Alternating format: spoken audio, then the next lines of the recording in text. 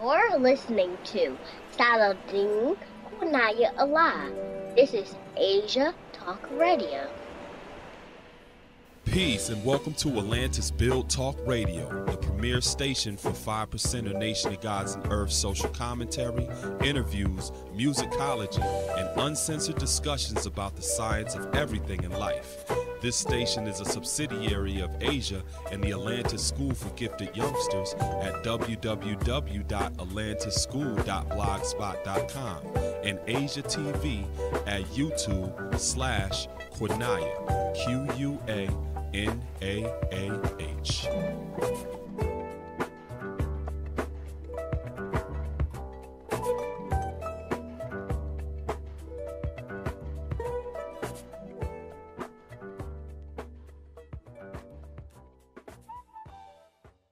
Peace and welcome to another edition of Atlantis Build Talk Radio. I'm your host, Saladin Allah, and in today's episode I wanted to discuss the official street naming of 126th Street and Adam Clayton Powell Jr. Boulevard in Harlem, New York to Allah and Justice 5% Square. First and foremost, I wanted to give a shout out to our God brother Malachi Knowledge God Allah, because it was through his vision and the support of our community members and local government that made this permanent landmark possible, which essentially establishes a way of honoring our cultural legacy and perpetuating the preservation of our legacy. This event actually took place on Saturday, March 30th, and I was present. I'm glad that I had an opportunity to be there, and I wanted to give a little bit of insight into the importance of permanent landmarks such as this, as well as set the record straight on some of the things over the years that have functioned as non-truths concerning who we are as a nation. So traditionally, the naming of streets were done for just practical purposes. And that practical purpose has been to, number one, create a sense of spatial orientation in order to minimize confusion where people travel and to give them a clear sense of direction and to help them easily navigate different environments. A street named something like Oakwood Street was typically in an area where there were a lot of oakwood trees. If you see a street named River Road, it was usually beside a river. A street named something like Claremont Drive is often a road that you drive on that gives you a clear view of a local mountain range. So when you're talking about the practical purpose of street naming, that's much different than commemorative street names such as Allah and Justice and the 5% Square, or other street names that are in honor of different historical events. They actually move beyond just a practical purpose. So I wanted to kind of give you several things that are important to understand about commemorative street names and their potential power in transforming communities. Number one, commemorative street names of people and historic events are landmarks that establishes a sense of permanence and public visibility that is acknowledged, legitimized, and celebrated by municipalities on a local level. That's also reinforced on a regional, national, and a global level. Another potential power of commemorative street names is that when you rename a street, it changes maps, tourist guidebooks, GPS coordinates, spatial orientation, residential and commercial addresses, geography, and social landscapes. It essentially reorientates public space and the people who are in that space. So a commemorative street name is very transformative. It doesn't just simply change a person's perspective, but it changes a lot of things geographically. Commemorative street names of people and historic events also highlight an official narrative that is attached to that landmark. That official narrative establishes identity politics that are also attached to that municipality on a local level, but is also reinforced regionally, nationally, and globally.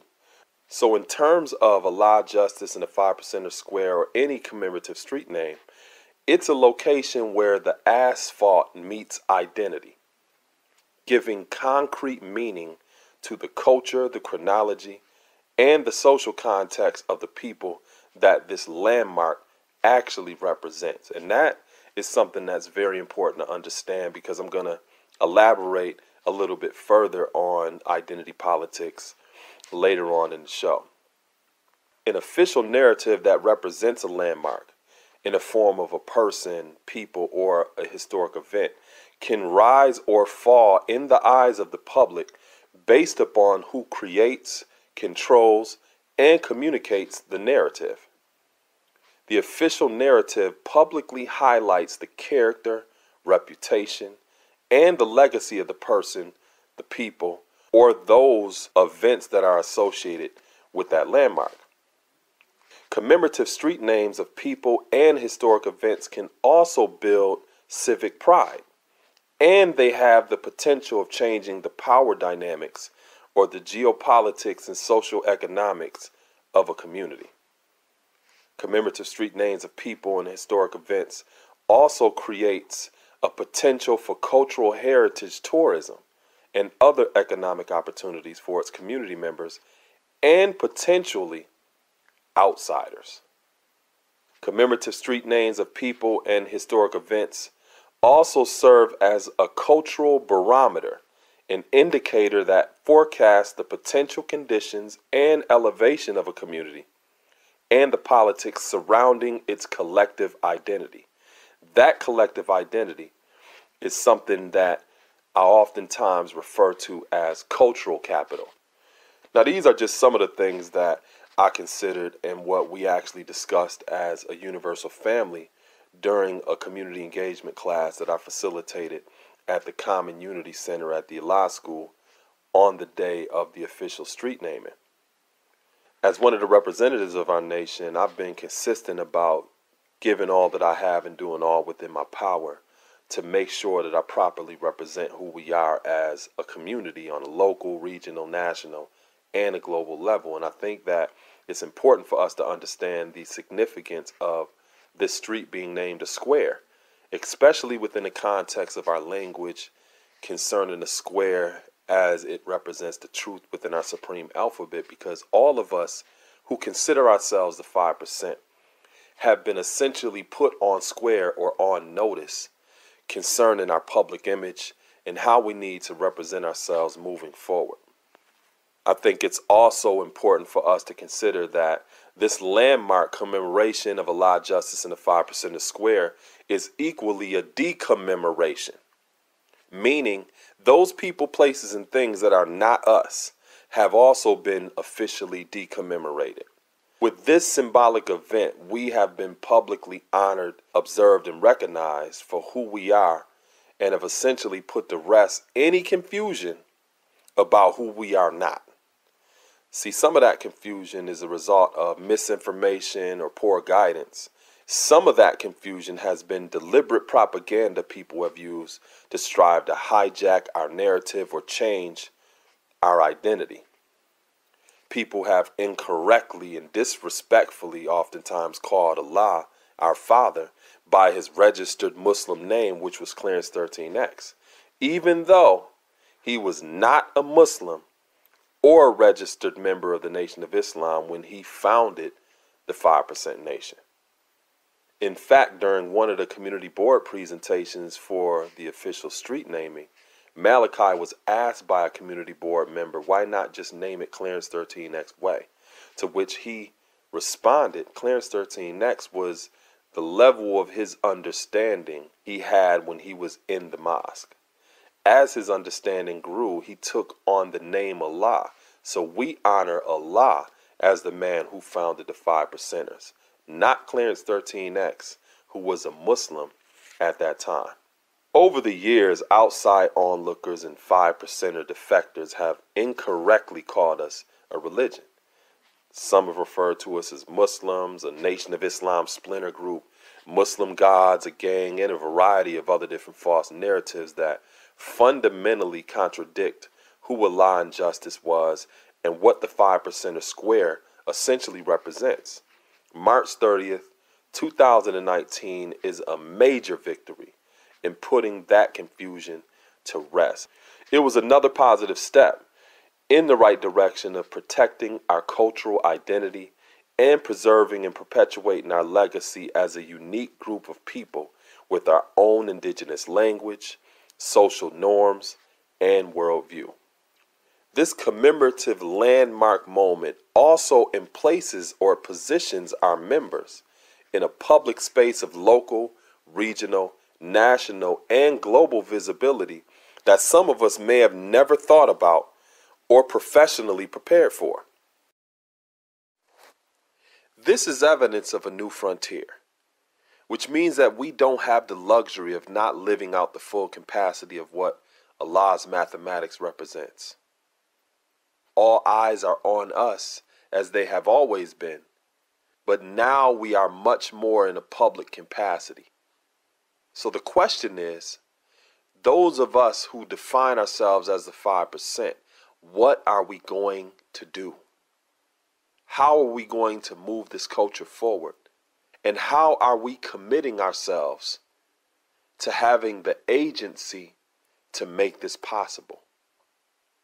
I want to take a moment to thank all of you for tuning in. I appreciate all of the time that you invest in listening to my shows, checking out my videos, reading my books, my articles, watching my animation. And if you have any questions, always feel free to reach out to me at atlantisbuild@gmail.com. And peace. Rap is conversation. Sometimes you don't like conversations that like that. Sometimes conversations are vulgar. Sometimes conversations are insightful. Sometimes somebody got a shock value to try to get you to pay attention. Archie Shepp, he can say, all you gotta do is open up your ears and listen, goddammit, listen! The circumference of the earth's a script, 25,000 years of content. You can't fake my confidence. I build in thin air like Everest. When your lungs collapse, drawing up my facts, I put your whole region on the map. When people wonder where 5% is at, building like this, not just your fine mist that the naked eye can hardly detect. We're talking points that ain't capped with 20 yet. Peace.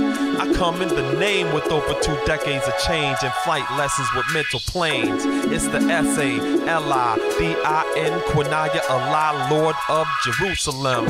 And the flyest, your highness, spitting that old time of the climate contained in a righteous name, still revealing all games and falling guards from a land of Nod with needles in their veins, building on math with no shame, relentless. Where the time was spent, I called you by your government, lost like a rudderless ship in the Arctic. The last cast that caught my clap back dearly departed. They started and I finished. Used the nurse's pen and the wisdom build the pen this, the same pen up on my lapel. From my tripping, I am consciousness. Professor Moriarty, the wormwood in your absence. Catch my flow and Musa ring of fire intro. Dispelling a myth in the mystery God comments. Snakes in the mist is fishing for human compliments. I keep a sword for this, keep a sword for this.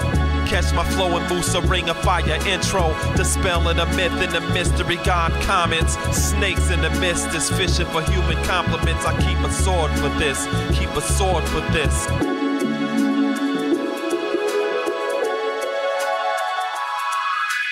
That explosion allowed a much bigger audience to hear. And consciousness could come in. Of course, we understand the conspiracies that was going on. Once it became mainstream, then it got the main team in there to figure out how to dismantle it, you know, breaking it down and vandalize it and scandalize it, you know, just like they talk about graffiti. That was their way of masking it up and spraying it up so that you have your own black community fighting against it.